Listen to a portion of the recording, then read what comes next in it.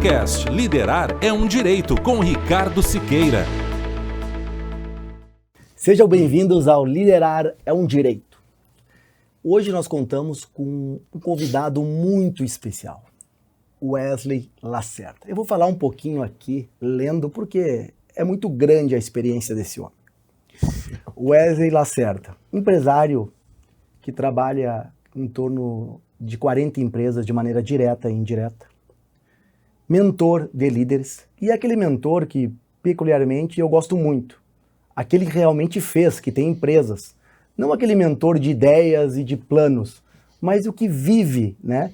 Que vive diariamente a vida de um empresário. Também ele é ex-sócio da Meta Brasileira, também é idealizador da Escola Capo Lavoro, conselheiro e fundador da Fundação Antônio Meneghetti, professor também de graduação e pós-graduação, e também é dono de uma vinícola Domus Meia. Seja bem-vindo, professor Wesley. Meu querido Ricardo, que prazer dividir uma bancada contigo, uma bela experiência. E aí já me botou na responsabilidade, né? Pintou aí um cara que não erra, que não faz não sei o quê. Não, mas cara, vamos lá que a experiência é boa. Bom, como todos sabem, nós vamos fazer 3 blocos, né? Eu vou deixar bem claro porque esse é o 3º episódio. O primeiro bloco nós vamos falar de liderança. Segundo bloco, de estilo de vida. E o terceiro, aquela pitadinha do direito para deixar a cerejinha do bolo muito bem proveitosa. Então aí vai a primeira pergunta, professor Wesley.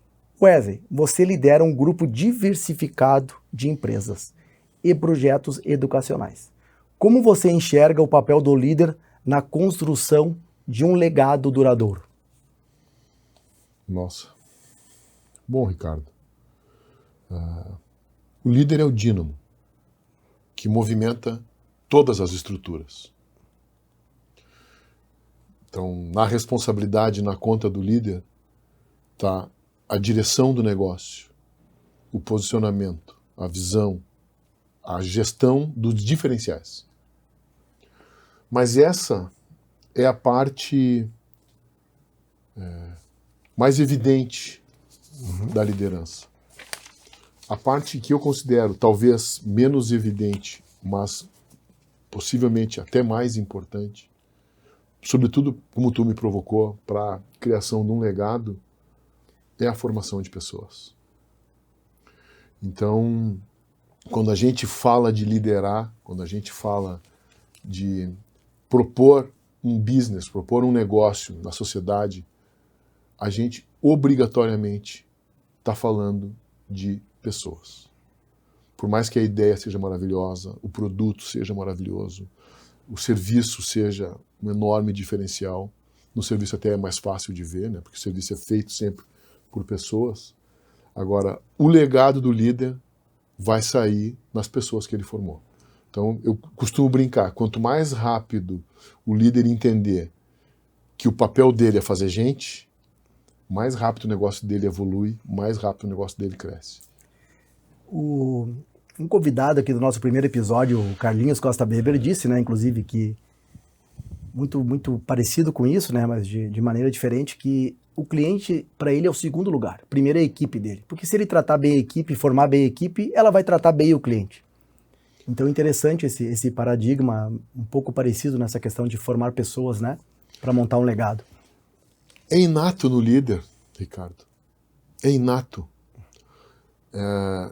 É impossível a gente pensar na verdadeira grandeza da palavra liderança de um líder que faz mal às pessoas. Não é faz mal, que subestima o valor das pessoas. Todas elas. Dos fornecedores, dos parceiros, dos seus colaboradores, dos seus clientes.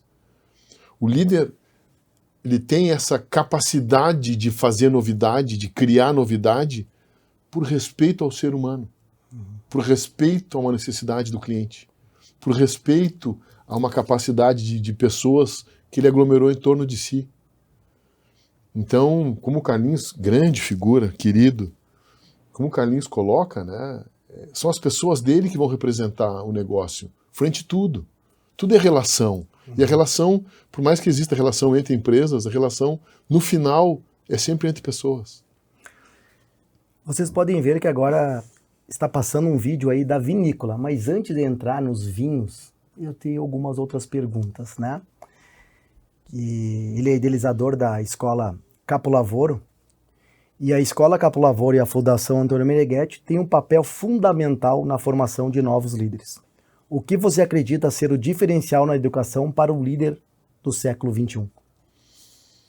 Olha, Ricardo, essa é uma pergunta ampla, né? Daria uma conversa de 2 horas sozinha, né? Eu devo tudo que eu sou hoje ao estudo da ontopsicologia.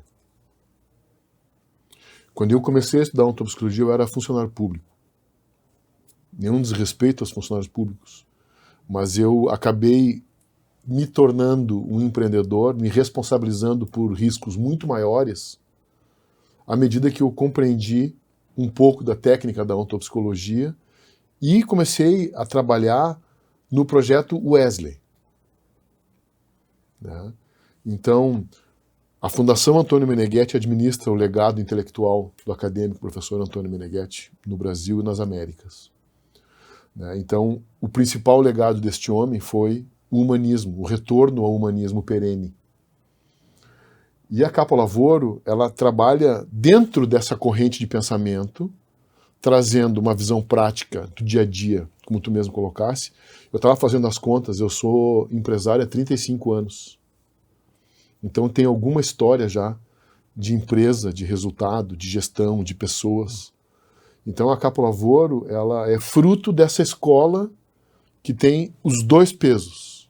A ciência ontopsicológica, que é a base da minha formação, e a experiência de negócios, que é como eu apliquei essa formação para o business, para a inteligência do dinheiro, para a inteligência do serviço. Então, tanto a Fundação Antônio Meneghetti e a Faculdade Antônio Meneghetti, que são as aplicações do pensamento ontopsicológico, as aplicações da visão de Antônio Meneghetti no social, quanto as minhas empresas, aqui tu citasse a Capo Lavoro, mas a gente já falou da vinícola, falou dos fundos de investimento, vamos falar, sei lá, das outras empresas, todas elas se valem desse método que é a ontopsicologia. Tudo está baseado na eficiência do indivíduo líder. Nesse caso das minhas empresas, gira em torno da minha capacidade de poder resolver e dar solução para esses tantos negócios. Hoje em dia está muito na moda essa questão de mentoria, né? Então a pergunta vem um pouco nessa temática. O conceito de mentor é algo que tem ganhado força no mundo dos negócios. O que significa para você ser mentor de novos empresários e líderes? E fala um pouquinho do trabalho da Capo Lavoro nesse sentido. Ricardo, a mentoria, ela foi uma atividade que nasceu comigo ao longo do tempo e por longos períodos eu fiz esse trabalho de forma amorosa, sem transformar isso num negócio, com pessoas que eu entendia serem de valor. O que é mentoria? Hoje está muito na moda, mentor, coach, né? São pessoas que distribuem ou dividem as suas experiências, seus conhecimentos com outros interessados. Então, hoje nós estamos vivendo uma série muito grande, né, de pessoas que se arvoram essa posição de mentor, de coach. Coach é uma palavra que eu não suporto, né? Mentor é uma palavra muito profunda, porque vem numa linha de aquele suporte para o desenvolvimento da mente. Mente como sendo a coligação do indivíduo inteligente com o ser, com o divino do humano. Então isso bota uma proporção na discussão enorme, né? Então esse aspecto da mentoria, ele nasceu por requisição de pessoas que já conversavam comigo, já conheciam. Dizem seguinte: Wesley, por que tu não faz isso profissionalmente? Tanto tu me ajudou. A quantidade de pessoas que chegaram para mim e disseram assim: cara, muito do que eu aprendi, que eu sou hoje, eu aprendi contigo. Cara, faz isso profissionalmente. Então, o aspecto da mentoria nasce de uma abundância. E de uma responsabilização. Porque a gente vê as coisas acontecendo. Você falou ali, 40 empresas indiretamente. Então a gente tem, sei lá, 40 empresas investidas nos nossos fundos de investimento. Então a gente olha aqueles meninos, às vezes nem tão meninos, com inúmeras ideias, vontade, gana, mas cometendo erros básicos na gestão da própria personalidade, erros básicos na gestão do negócio, erros básicos na relação com as suas pessoas, com seus clientes, erros básicos de posicionamento de negócio. E aí nasceu essa vontade. Cara, eu posso ajudar essas pessoas. Com pequenas informações, se a pessoa é aberta e de forma inteligente consegue adotar os conselhos que a gente dá, ela cresce. E aí foi uma grata surpresa tu ver o que muitos falam de mentoria, mas que no final das contas é uma enorme responsabilidade, que é tu te propor ser suporte ao crescimento de um outro ser humano inteligente. Então eu vejo como uma enorme responsabilidade que nasceu ao acaso, mas que tem crescido, o que significa que de fato tem um grupo de pessoas que está evoluindo com esse suporte intelectual, com esse suporte de posicionamento, onde uma pessoa que tem a experiência que eu tenho, a formação que eu tenho, consegue evitar algumas cabeçadas. Bom, vamos agora para a última pergunta do bloco. Eu gostei muito do que tu falou. Mentor tem que ter abundância. Abundância. Ele tem que estar abundante, né? E agora eu vou começar a entrar no vinho. Você é um exemplo de como a liderança pode ser multifacetada. Qual é o maior desafio em equilibrar negócios, que tu faz, educação, a paixão pessoal, com a vinícola, que é algo que é natural, é natureza? Como que tu faz isso? Como que tu colhe resultados? Deve ser um desafio muito grande, cuidar de uma vinícola. Não é só engarrafar, você cultiva as uvas, você trata as uvas. E muitas vezes a uva fica pronta daqui a 2, 3, 4 anos, o vinho é mais 10 anos. Como que se aproveita toda essa lógica nos negócios? Muito obrigado pela pergunta. É uma pergunta que já me fizeram algumas vezes de muitas formas, né? E os contextos sempre variam. Né? Mas a vinícola nasceu também na minha vida por acaso. Meu sócio na vinícola hoje, meu sócio de vida há mais tempo, mas meu sócio de negócio com a vinícola, meu sócio Ademar Silva Júnior, entrou na minha casa dizendo assim: Wesley, nós temos que comprar essa vinícola, porque isso aqui é importante, porque é um negócio aqui dentro do Recanto Maestro, nós não podemos deixar isso aqui escapar, a gente tem que cuidar, porque isso aqui é um legado, tem a mão do professor que nasceu aqui junto. E eu olhei para ele com uma cara de Deus o livre. Eu sou tomador de vinho, eu sou colecionador de vinho, nunca produtor. Né? Aí ele ponderou, e em um almoço a gente definiu, então vamos comprar. E ali nasceu o Wesley, produtor de vinho, sem saber nada sobre isso. Sabia tomar. De coração aberto. O que aconteceu? Eu sabia tomar. Apreciar, a partir tomar. daí, que é o quê? Eu entendi que eu tinha uma boa sensibilidade para compreender a realidade do vinho. Tu me dava 2 garrafas diferentes, ambas desconhecidas para mim, e eu conseguia categorizar. Isso faz sentido, isso não faz. Então eu comecei por aí. E como uma maneira de exercitar uma sensibilidade que eu tinha. Isso me motivou. Mas o que isso se tornou refinamento de personalidade. Porque eu trabalho o dia inteiro com negócios. Compra empresa, vende empresa, faz mentoria, faz consultoria, faz empreendimentos imobiliários, vende empreendimentos imobiliários, constrói, vende, investe nos fundos, administra fundos financeiros. E a vinícola, ela virou um espaço de refinamento pessoal, porque ela tem uma capacidade inacreditável de te botar em conexão com a terra. Eu sempre fui guri de apartamento, me criei na cidade, morei 15 anos em São Paulo, morei em outras cidades, morei em Brasília, morei em Curitiba.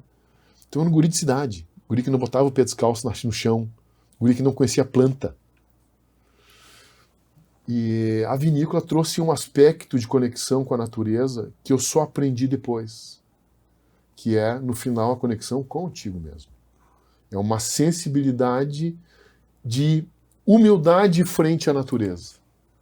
Porque o gestor, o cara de TI, o cara técnico, o cara que administra patrimônio, ele sofre de uma prepotência do recurso financeiro. Então, como eu tenho um recurso financeiro para administrar, isso significa naturalmente uma capacidade, um grau de liberdade. Só que quando tu tem que lidar com a natureza, que é uma indústria a céu aberto, que cada ano é diferente, que cada possibilidade é inúmera, a quantidade de fatores para combinar para fazer um vinho é milhares. Repetir um vinho é impossível. Só que garantir a personalidade de um negócio em cima de uma variedade absurda, isso é uma forma de inteligência. E eu aprendi que isso é um modo de refazer, refinar a minha sensibilidade para todo o resto. Então, depois da colheita da vinícola, a minha sensibilidade para os investimentos financeiros é muito maior. Depois de provar vinho, fazer vinho e decidir mais para cá, mais para lá, a minha capacidade de avaliar uma empresa, compra, não compra, vende, não vende, é melhor. Depois de tu provar um bom vinho e definir, esse vinho vamos utilizar madeira, esse não vamos, a tua habilidade para entender a disponibilidade de um ser humano é melhor.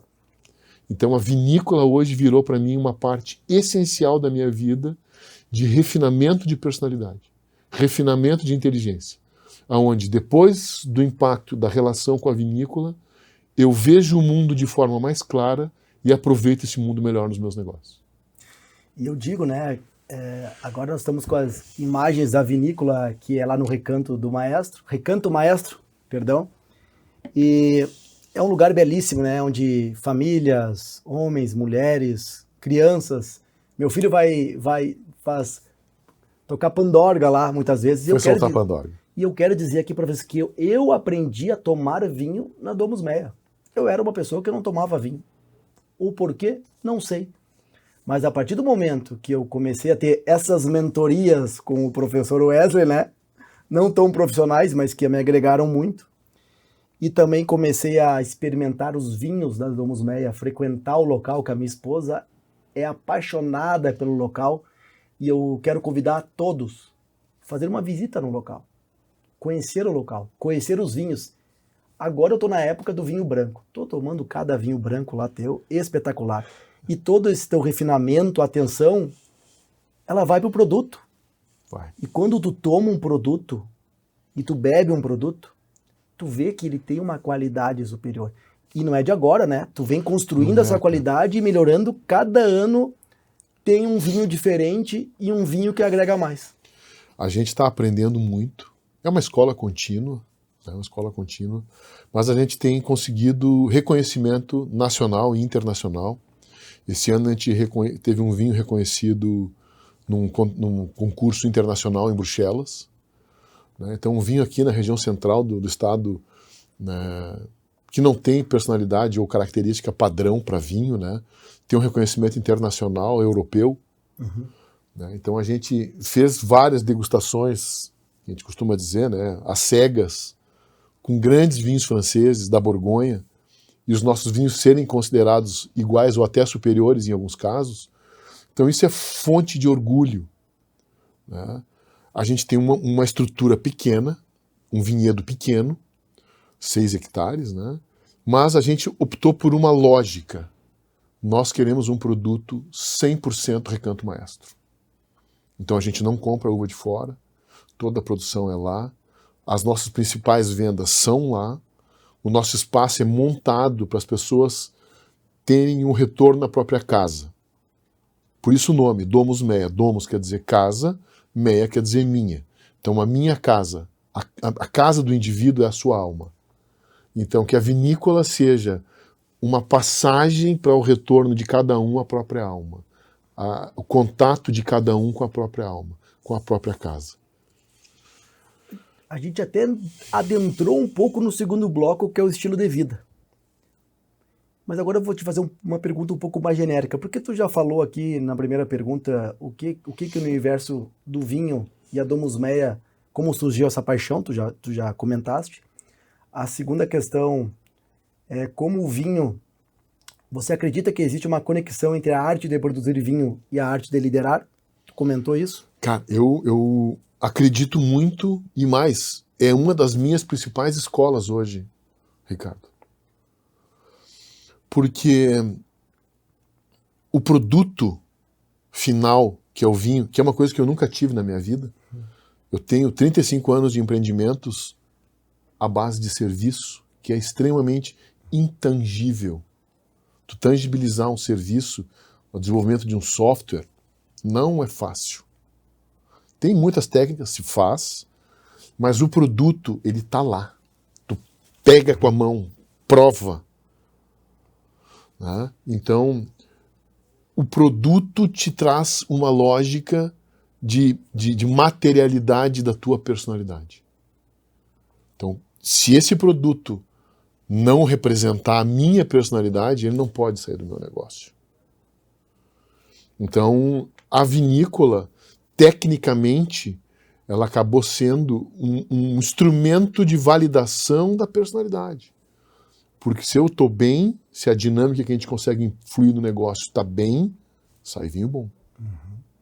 Mesmo em anos como 2024, que foram muito úmidos, e tivemos uma uva muito ácida, e não conseguimos esperar o tempo dela maturar, tínhamos que colher ela com baixo nível de açúcar. Mesmo ali se fez um grande vinho, porque essas são características específicas que permitem um bom espumante, mas não permitem um grande vinho. Então, aproveitar isso tudo é sempre uma inteligência de negócio, uma humildade frente ao que a natureza te dá. Só que essa é a atitude dos negócios. O negócio, ele tem a sua natureza. Então, tu compreender a natureza do negócio e entender se isso serve ou não serve para ti, no final não é diferente de compreender a natureza do vinho. Então, é uma estratégia de retomar o contato com a vida real, que é fundamental para os negócios. Entender o real por como ele é, não por como eu acredito, como eu fui educado, a tradição que impera na minha região, ou alguma tensão política ou religiosa. Entender o real por como ele é. Então isso é fundamental para o mundo dos negócios. E a vinícola acabou tendo este papel de dar o ponto de realidade, o ponto de inteligência também para os negócios.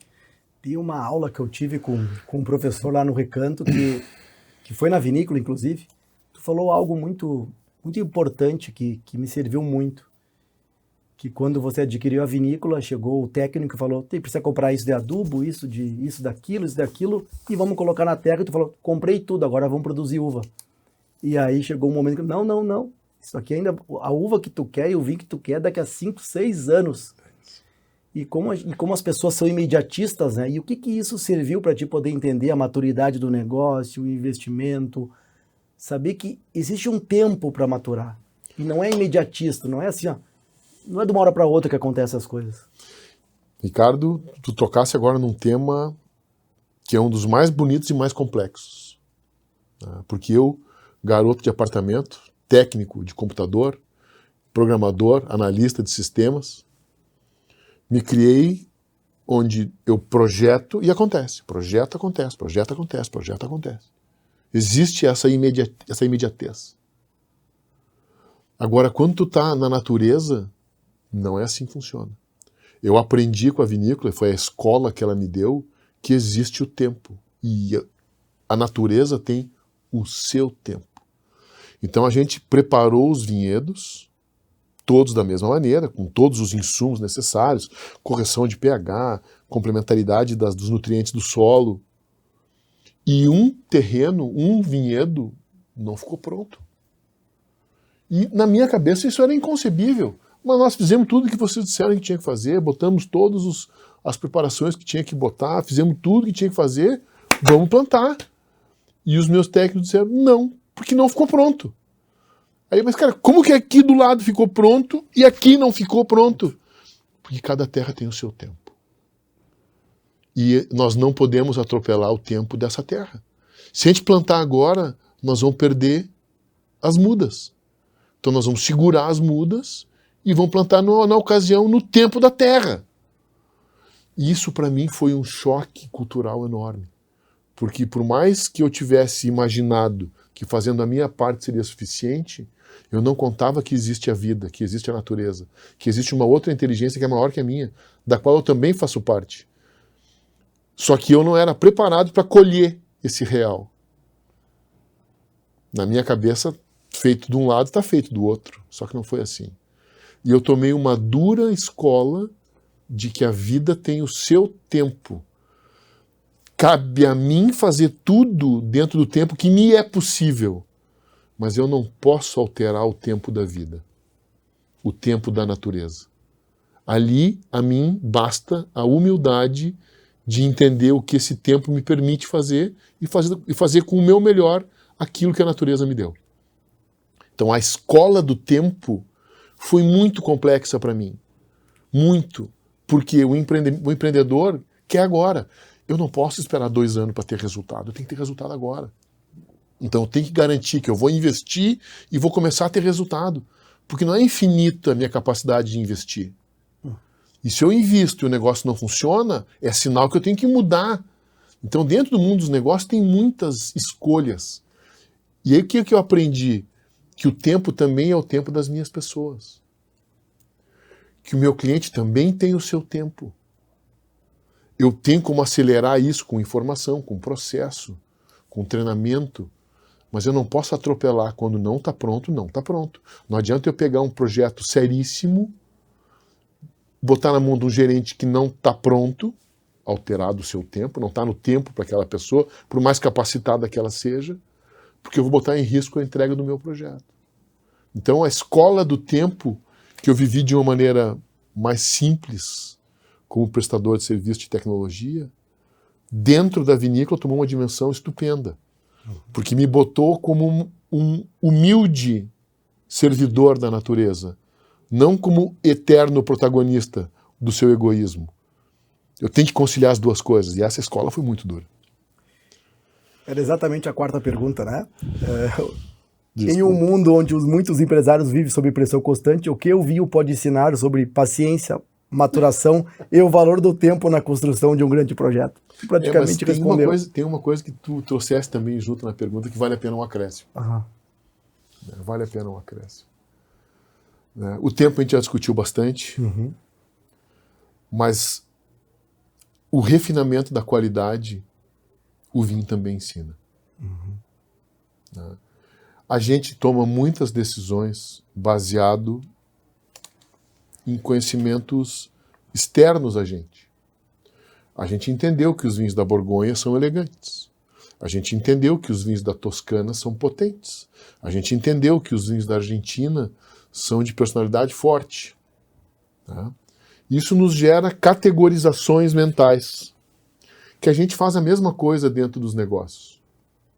Fornecedor, eu tenho essa lógica, cliente, eu tenho essa lógica, contratação, eu tenho essa lógica, e a gente, mais uma vez, trabalha em setores.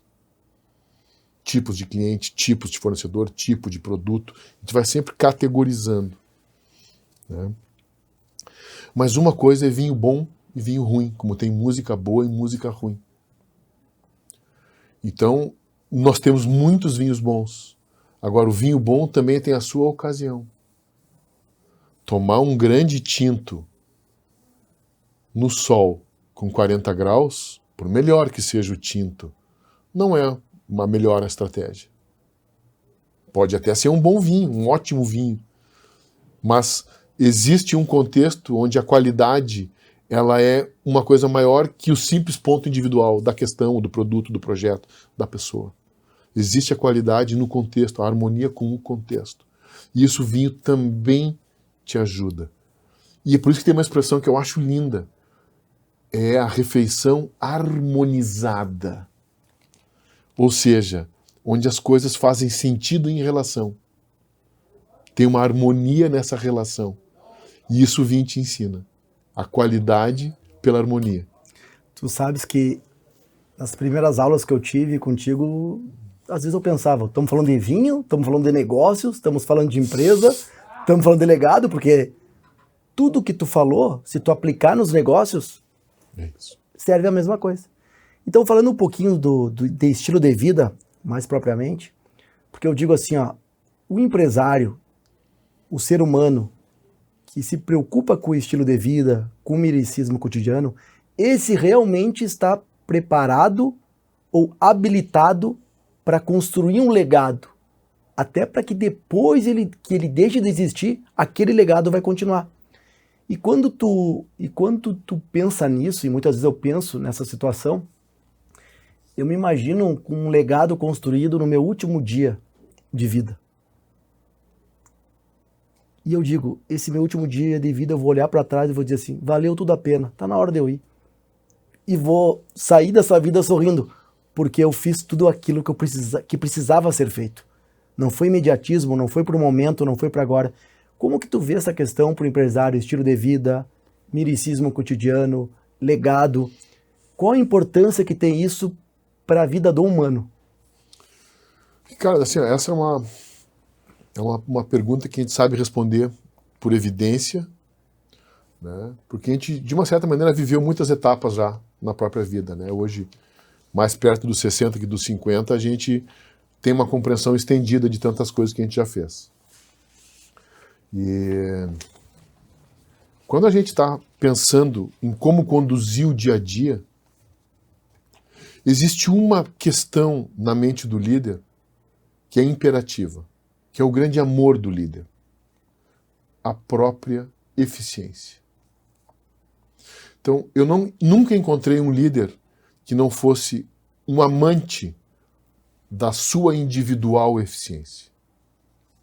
Ou seja, ele passa a não aceitar mais tudo aquilo que possa interferir na sua eficiência, que possa reduzir a sua eficiência, a sua sensibilidade, a sua capacidade de perceber, a sua capacidade de entender. Por quê? Porque ele não admite para ele que ele possa ser inferior ao que ele já é. Eu só admito para mim que amanhã eu vou ser superior ao que eu já sou hoje.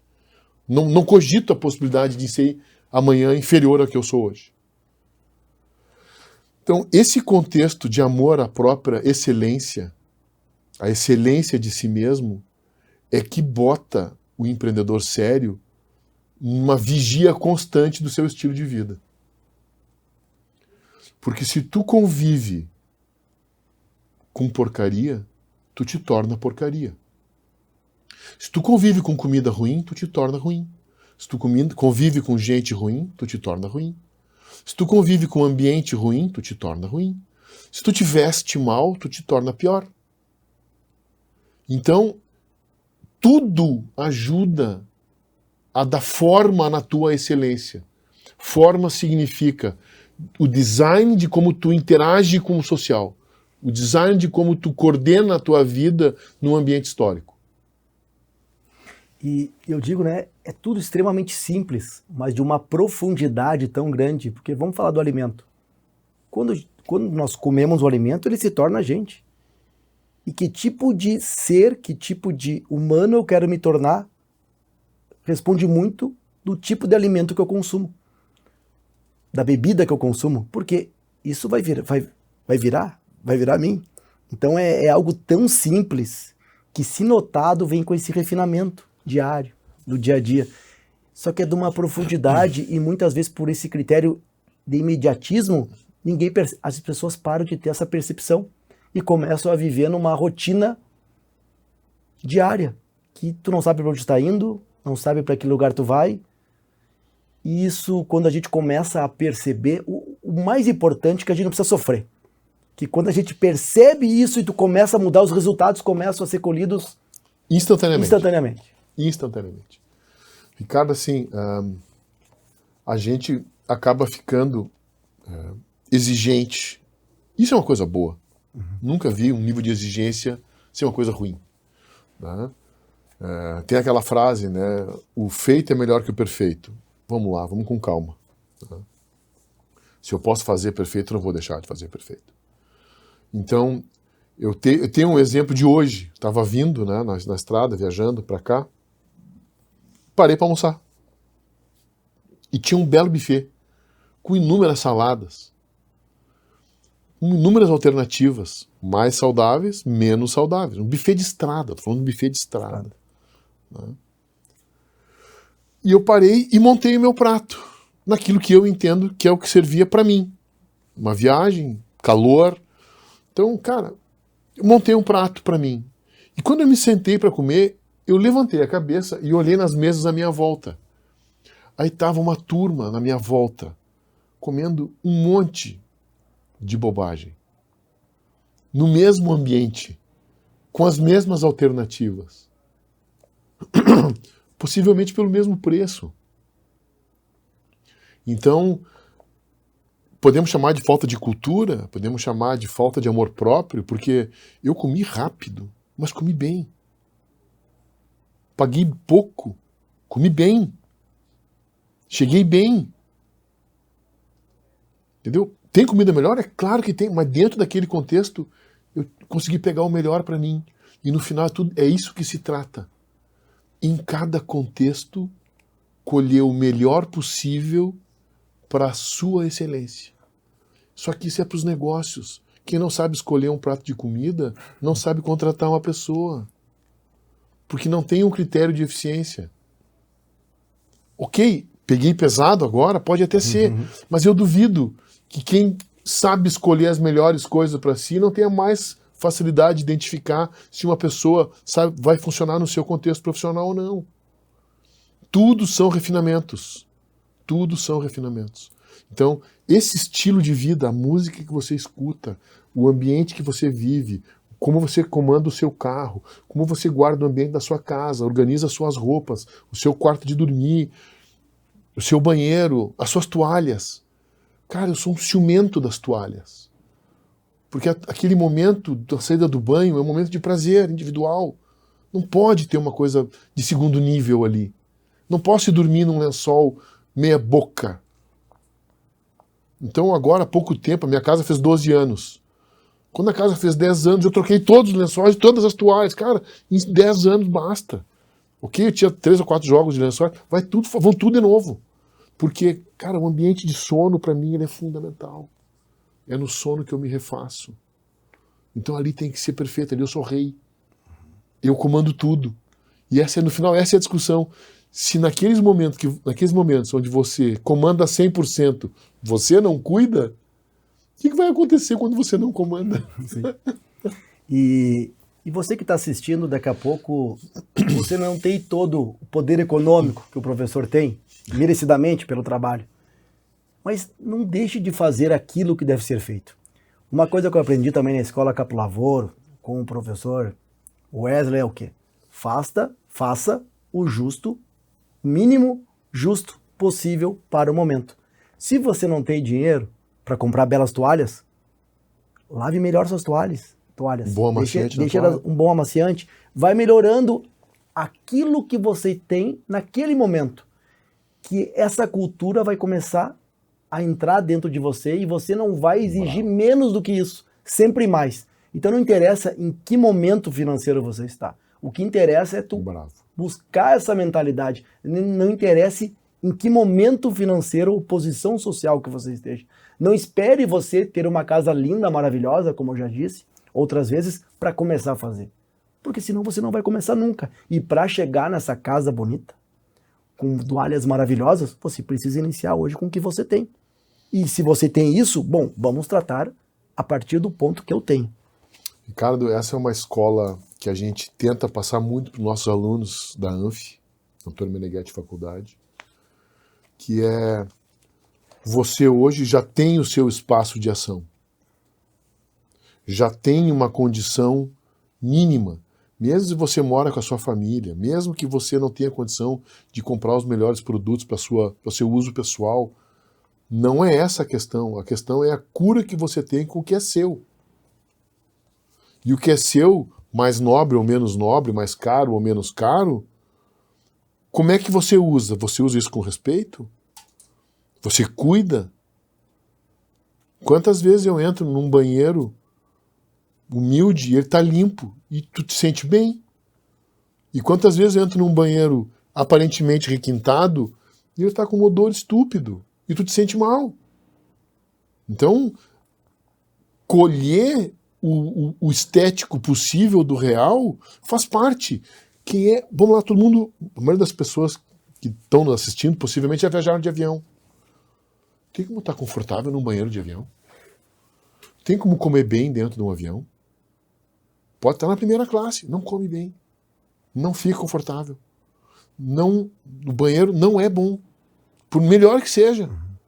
Então, naquele momento que você está numa situação de constrição, você tem as suas coisas.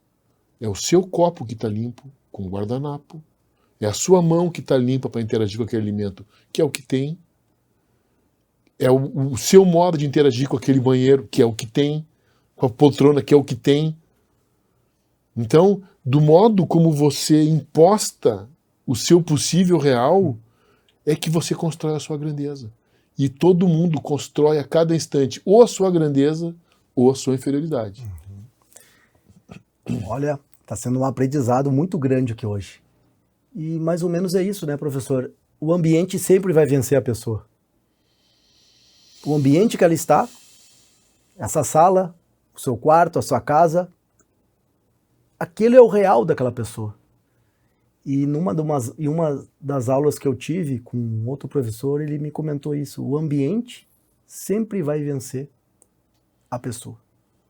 Então, todo o cuidado com o ambiente, com a comida, com as pessoas, com o próprio ambiente em si, é de fundamental importância para tudo, porque é aquela questão que nós sempre conversamos, né? Se você não sabe cuidar de si, como que você vai cuidar do seu negócio? É isso. Se falar, eu tenho um exemplo muito clássico que eu uso algumas vezes, que exemplifica bem essa pressão sobre o ambiente. Hoje menos, mas muito na minha vida, eu já dormi em hotel. Não raro você chega num hotel, é um quarto relativamente bem decorado, maior nível do hotel, menor nível do hotel, ok. Mas não raro eu preciso redispor o quarto. Redispor significa tirar aquele quadro, esconder aquele quadro, tirar aquele quadro, tirar aquela planta que não está sadia, mudar uma cadeira de lugar e adequar aquele ambiente para que ele cumpra melhor o serviço à tua personalidade. Eu não tenho nada naquele quarto, nada ali é meu. Mas eu soube dispor aquele ambiente para que ele seja funcional a mim. Então, determinadas obras de arte eu não consigo conviver, eu retiro, guardo, boto no armário. Determinadas situações de mesa, cadeira não são função, eu altero. Determinadas cortinas que não funcionam, eu fecho, tiro. Então, tu sempre consegue impor a tua personalidade no ambiente. Agora, exige uma atenção enorme para saber quem é, para saber isso me serve ou não me serve.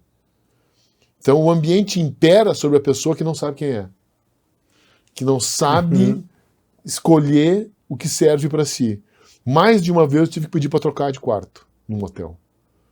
Porque aquele quarto tinha um tipo de odor, um tipo de coisa que não tem o que eu faça. Que não tem o que eu faça. E se isso não é possível, eu sou constrito a ficar naquela circunstância, então eu não como, eu não metabolizo, eu não faço, só água, para me ir embora o mais rápido possível dali. Então, tu sempre consegue te impor frente ao ambiente, mas a premissa é tu sabe quem é. Tu sabe o que tu precisa. Aí o ambiente não prepondera sobre ti. Tu consegue, inclusive num ambiente hostil, por exemplo, no cárcere, quando tu está preso. Meneghetti conta essa visão. Teve uma passagem que ele foi agredido na Itália e ficou no cárcere.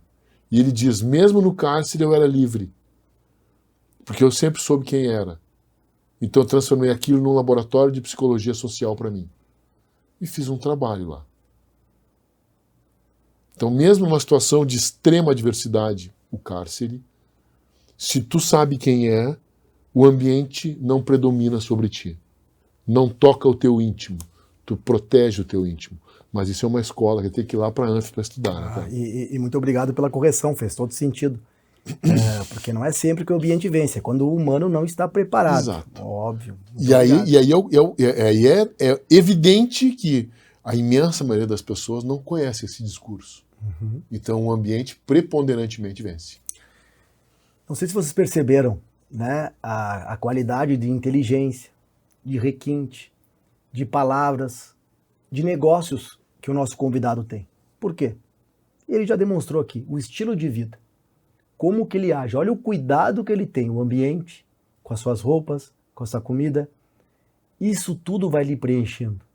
E depois, a abundância vem ao natural, né? Como a gente sempre comenta, se o líder vence, tudo ao seu redor também vai vencer.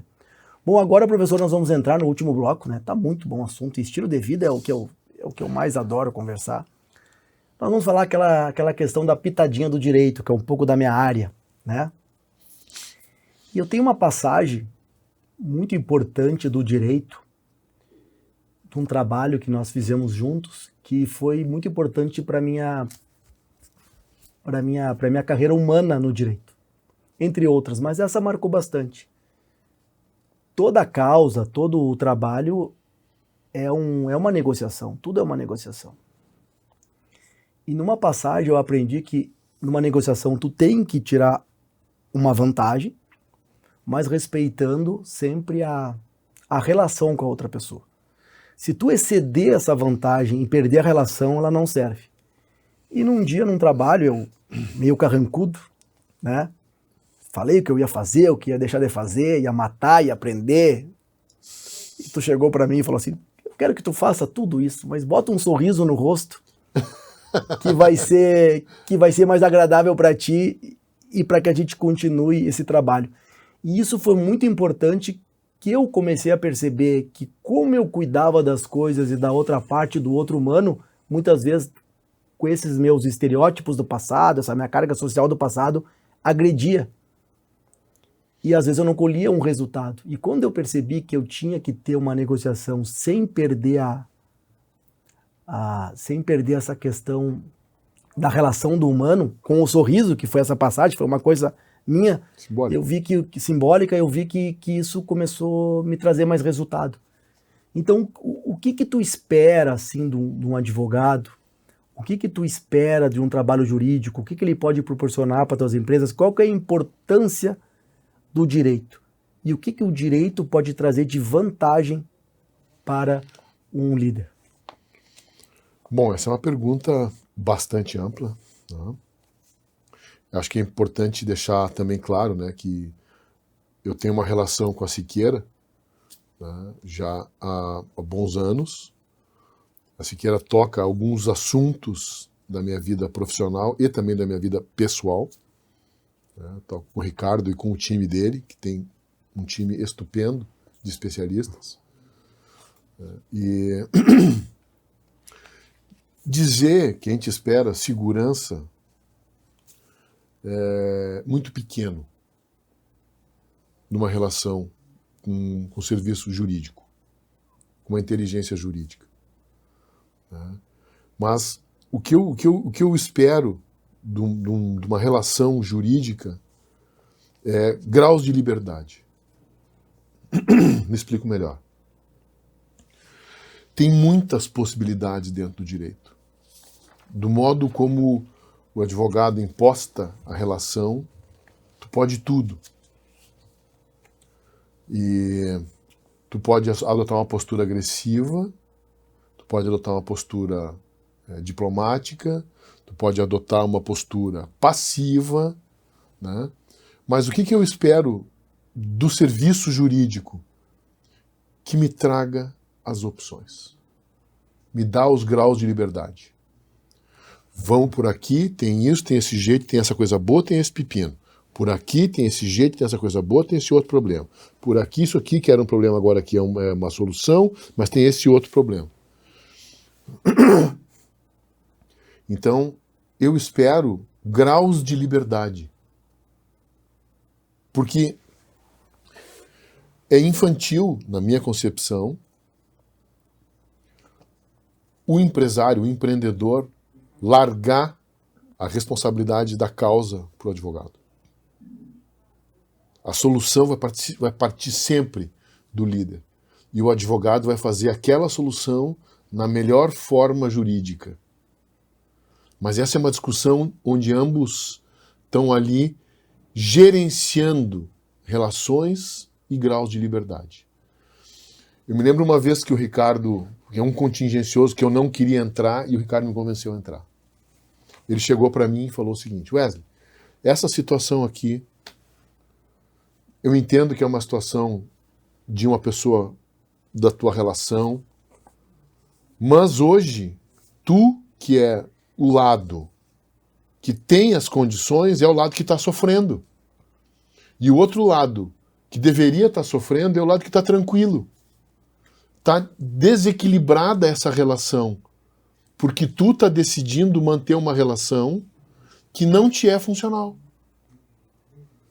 Então eu te digo, vale a pena, com toda essa possibilidade de documentos que tu tem em teu favor, de nós invertermos essa lógica e tu passar a estar tranquilo e o outro lado passar a estar com problemas. Basta, já faz 7 anos que tu está com problema e o outro lado está tranquilo. Basta. Vamos fazer isso aqui, vamos fazer isso aqui. A nossa possibilidade de assim é essa, aqui é essa, e vale a pena para ti. Inverte essa relação, em vez de ser passivo, vai ser o ativo na relação. E essa posição do Ricardo, para mim, foi um choque. Porque eu, apesar de saber disso tudo, não considerava essa posição. Então, ali eu entendi, cara, assim, ó, talvez porque eu não tivesse amplo conhecimento da vantagem jurídica que eu tinha a meu favor, subestimasse como isso podia ser usado para me trazer benefício. Vantagem. Mas ele trouxe, botou a coisa clara e disse assim, cara, nós vamos gastar um pouco de dinheiro, vamos gastar um pouco de tempo, mas nós vamos inverter isso aqui. E tu vai sair dessa posição em curto espaço de tempo. E aí eu experimentei um outro tipo de ganho. Talvez nunca tenha conversado com o Ricardo. Que é um ganho de autonomia. Se eu quiser, se eu definir, se eu entrar de forma séria, não para punir o outro lado, mas para garantir o que é o meu interesse, eu estou crescendo em autonomia. Então, eu não fazer isso é uma ofensa à minha inteligência. É uma ofensa à minha capacidade de autonomia. Que bom que eu tenho um advogado que entendeu o modo de argumentar, como quem dissesse assim, tu não merece o que tu está fazendo contigo. Tu pode, tu deve, tem as condições, vamos lá. Então, essa relação com o direito gerou benefício, gerou orgulho, gerou autonomia. Então são vantagens aparentemente desconectadas do mundo jurídico, mas extremamente possíveis dentro de um conhecimento, dentro de um contexto que era real. Eu sempre digo que aprendendo, né? Vou falar bem baixinho aqui, eu tinha que pagar para ser cliente dele. E na verdade ele me paga, eu não sei como isso acontece, eu quero entender isso. Talvez eu esteja ganhando mais com ele que ele comigo. Bom saber, bom saber. Mas toda uma causa, todo um contrato mal feito, ou é uma agressividade, ou é um afeto, e tudo vai se resolver por aí, com as pessoas. E quando tu sabe conduzir isso, é muito importante, porque muitas vezes o empresário está fazendo, como eu digo assim, ó, o empresário, tem que tomar muito cuidado com essa frase, ele é ilegalmente honesto. Porque ele quer dar um benefício para o empregado, quer ajudar, quer pagar por fora, acha que está fazendo bem, mas ele está sendo ilegal. E ele é ingênuo nisso. Ele não percebe. E muitas vezes ele perde. E muitas vezes ele fala, mas como é que eu vou fazer isso com o meu gerente? Ele é maravilhoso, ele é muito bom para mim. Eu sempre digo, a pessoa que tu mais tem que ter cuidado é com aquela pessoa que fez tudo para ti. Porque ela já fez e ela já recebeu, o que ela vai fazer daqui para frente? O que vale é daqui para frente, até para o próprio crescimento dela como humano. Mas eu estou satisfeito com a questão do direito. Eu tinha várias perguntas, mas só aí eu já estou assim no talo, já enchi. Então agora nós vamos para o nosso último bloco. São palavras, essa foi preparada para ti. Meu Deus. São 10, são palavras e imagens. Desafiador isso. Então vamos começar com as palavras e tu seja o mais sucinto possível na imagem que vem na tua mente. A primeira, liderança. Liberdade. Tradição. Negociação. Tempo. Ouro. Recurso de ouro. Paixão. A vida. Desafio. Ser melhor amanhã. Ser é melhor amanhã, essa eu vou anotar. Empreendedorismo. Opção de vida. Vinho. Saúde. Legado. Pessoas. Autenticidade. A base, o fundamento. Futuro. Liberdade de novo. Bom, como diria, né? Eu tô alegre por dentro, né? Meu estômago, as pessoas que conhecem isso vão saber, né? Está alegre.